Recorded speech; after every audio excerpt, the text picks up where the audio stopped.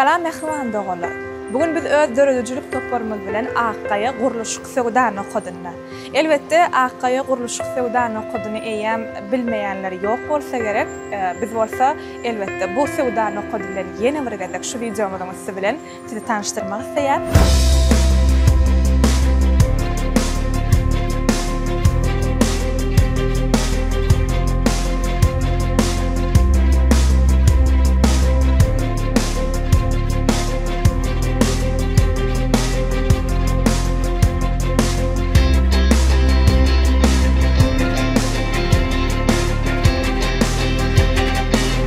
Siz öýüňizde diňe ýaşaýyş üçin däl, eýsem rahatlyk, estetika we döröjülük bilen dolandyrmak isleýäňizmi? Akkaya size täze ideýalar hödürleýän, öýüňizde owadan we amatly etmeň ähli çölgütlerini tapyp biljekýär.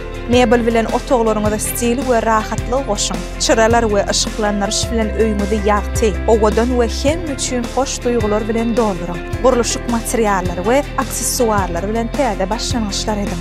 Kiçi detal bilen uly ütgoşuklar dörödüp, her künji öz bolşly edin.